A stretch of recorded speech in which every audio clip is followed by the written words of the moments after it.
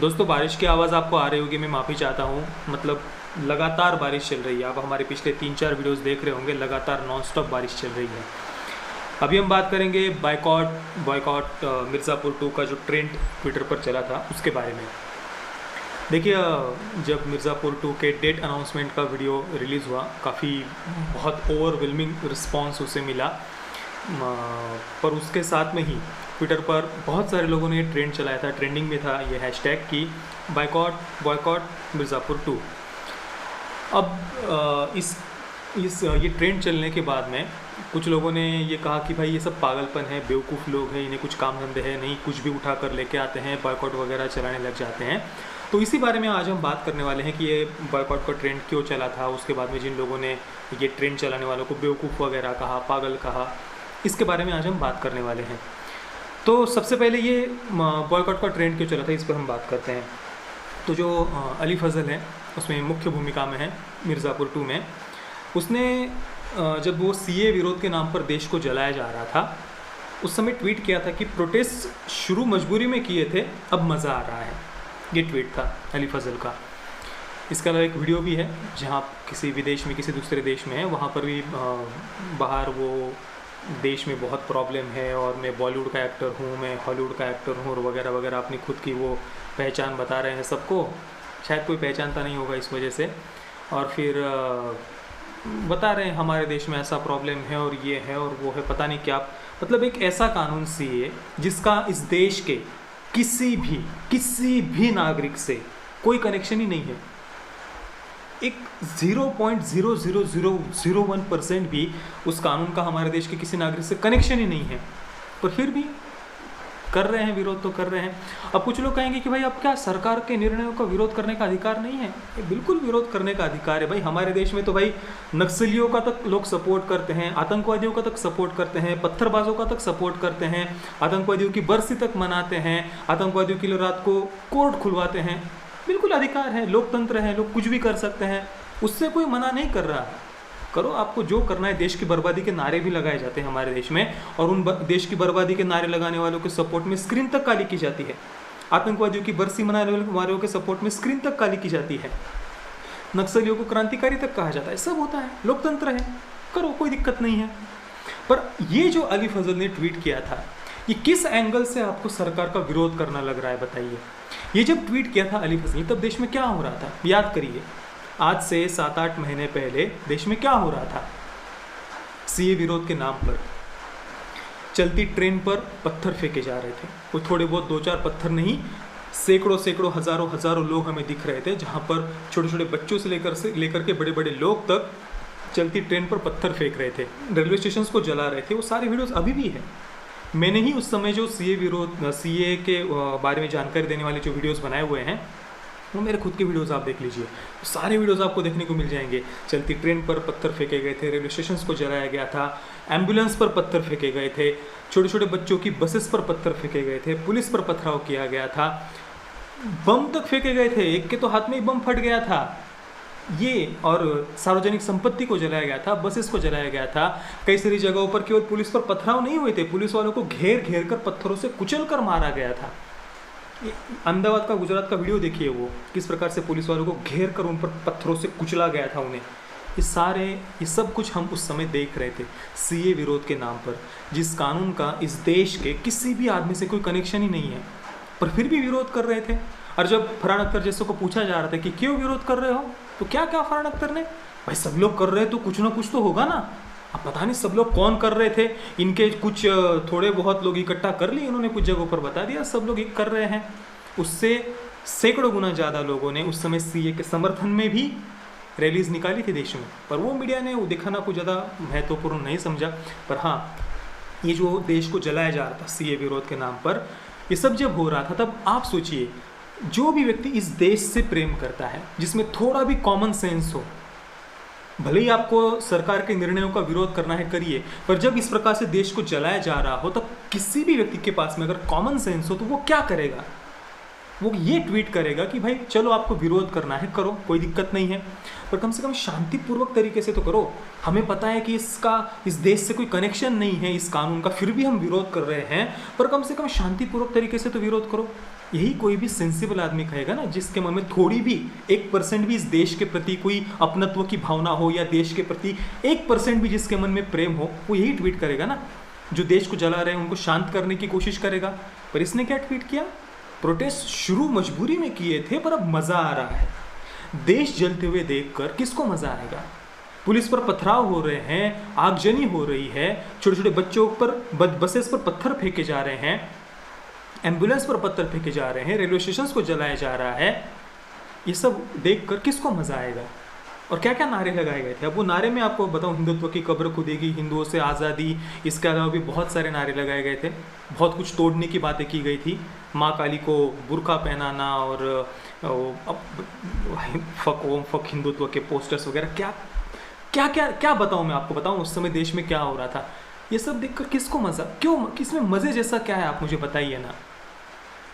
ये ट्वीट कोई भी सेंसिबल आदमी किसी भी प्रकार से इसे जस्टिफाई नहीं कर सकता। तो अब कुछ लोग इसका विरोध कर रहे हैं, कुछ लोग उनका अधिकार है बॉयकॉट मिर्ज़ापुर 2। वो नहीं चाहते कि वह ऐसा व्यक्ति इस ऐसे व्यक्ति की फिल्म हम देखें या हमें इसके कंटेंट का विरोध करें, तो वो उनका अधिकार है ना।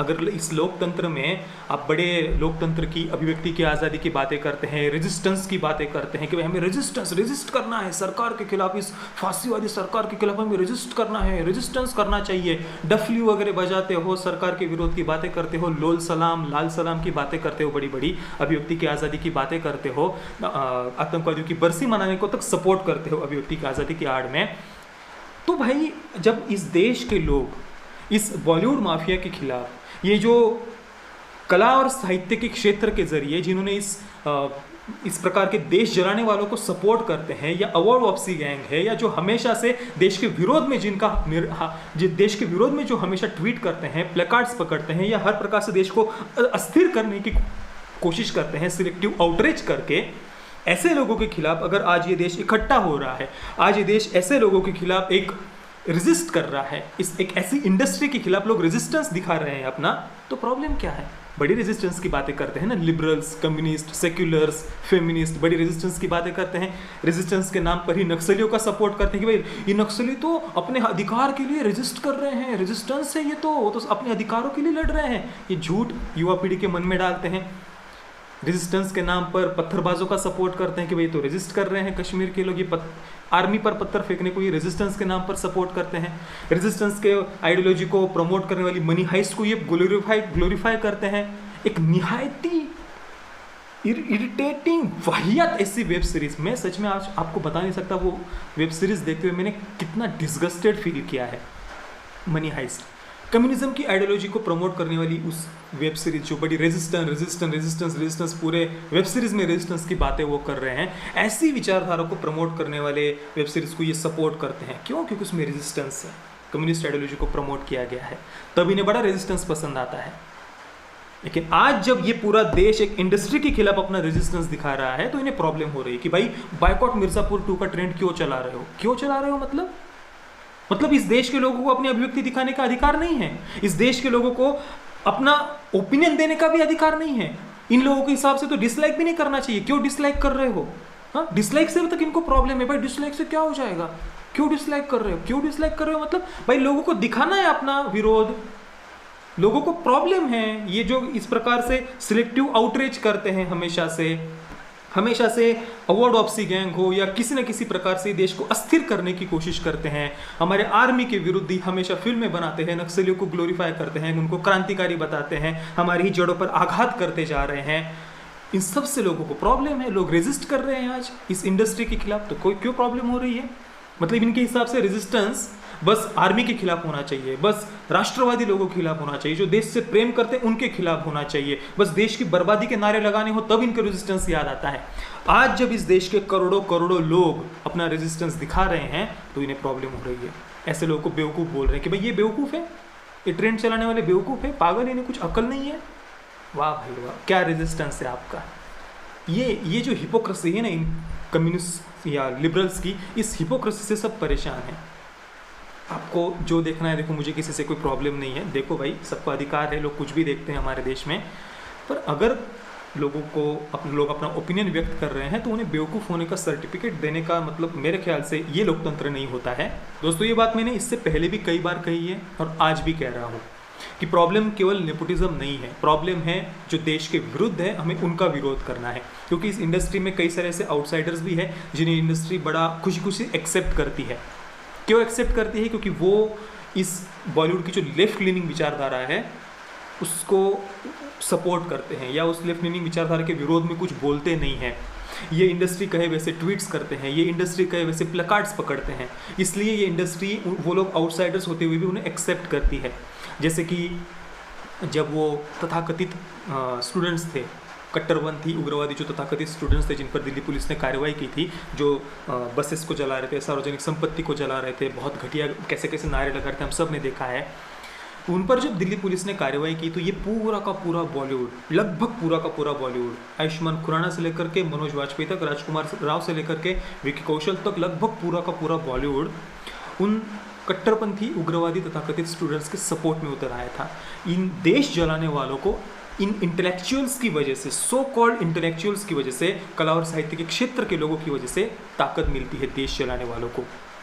क्योंकि उन्हें पता होता है हमें कुछ होगा तो ये लोग हमारे लिए आवाज़ उठाएंगे, हमारे लिए अवार्ड्स वापस करेंगे, हमारे लिए ट्वीट्स करेंगे, प्लकार्ड्स पकड़ेंगे, हमें विक्टिम बताएंगे। ये देखिए, इस इंडस्ट्री पर सबसे ज़्यादा कार्रवाई की आवश्यकता है। पर चलिए, सरकार कार्रवाई करेगी तब करेगी हमें पता नहीं, पर कम से कम हमारे हाथ में इतना है ना कि हम इस इंडस्ट्री को अपना विरोध दर्शाएं कि भाई हमें प्रॉब्लम है। जैसे तुम अपनी अभिव्यक्ति की आज़ादी का उपयोग करें, वैसे हमें भी अधिकार है अपनी अभिव्यक्ति की आज़ादी का उपयोग करने का। क्योंकि तुम अगर किसी अनिल मुसर्रत या फिर टोनी अशाय ऐसे जो आतंकवादियों को फंड करने वाले लोगों के कहने पर जेएनयू में जाकर खड़े हो जाते हो देश जलाने वालों के साथ में, तो हमें प्रॉब्लम है, हम उसका विरोध करेंगे। और जहाँ तक बात है मेरे पर्सनल ओपिनियन की, तो इस ट्रेंड के बारे में तो मैंने अपना ओपिनियन आपको बता ही दिया, ये जो बायकॉट मिर्ज़ापुर 2 का ट्रेंड है। पर अगर कंटेंट की अगर मैं केवल बात करूँ तो देखिए, आप सबको पता ही है कि मिर्ज़ापुर का जो सीज़न 1 था, मुझे पर्सनली सीज़न 1 बिल्कुल भी पसंद नहीं आया था। जिन्हें पसंद आया मैं उनके ओपिनियन का सम्मान करता हूँ। मैं ये नहीं कह रहा कि किसी को पसंद नहीं आना चाहिए, मेरा पर्सनल ओपिनियन है, मुझे नहीं आया था पसंद सीज़न 1। हाँ, मैं ये मानता हूँ कि वो एक अच्छा मीम मटेरियल है, बहुत सारे मीम्स बने हैं उसके ऊपर, उसके डायलॉग्स फ़नी हैं। पर केवल कोई वेब सीरीज़ एक मीम मटेरियल हो या उसके डायलॉग्स फ़नी हो, इससे वो इस वजह से हम उसे अच्छा नहीं कह सकते या उसे कोई वेल मेड सीरीज़ नहीं कह सकते। जिन्हें पसंद हो मीम मटेरियल की वजह से, फ़नी डायलॉग्स की वजह से, वो देखें, एंजॉय करें, कोई दिक्कत नहीं है। तो मुझे पर्सनली नहीं है पसंद। इसमें इतना ज़्यादा मतलब आश्चर्यचकित होने जैसी कोई बात नहीं है। मैंने देखा मेरे मिर्ज़ापुर के सीज़न 1 को निगेटिव रिव्यू दिया तो कई लोग बहुत ज़्यादा मतलब पर्सनल हो गए, माँ बहन की गालियाँ देने लग गए, बहुत गंदी गंदी गालियाँ देने लगे। भाई इसमें इतने आश्चर्य की क्या बात है? नहीं आया मुझे पसंद सीज़न 1। पता नहीं कुछ लोग इतने ज़्यादा ऑब्सेस्ड क्यों हो जाते हैं किसी चीज़ से। पर फिर भी जिन्हें पसंद है उनके ओपिनियन का मैं सम्मान करता हूँ। तो दोस्तों, आज जो ये पूरा देश इस बॉलीवुड माफिया के विरुद्ध एकजुट हो गया है, इस बॉलीवुड माफिया के विरुद्ध अपना रेजिस्टेंस दिखा रहा है, तो इसके बारे में आप क्या सोचते हैं मुझे आप नीचे कमेंट में ज़रूर बताइए। जय श्री राम, वंदे मातरम।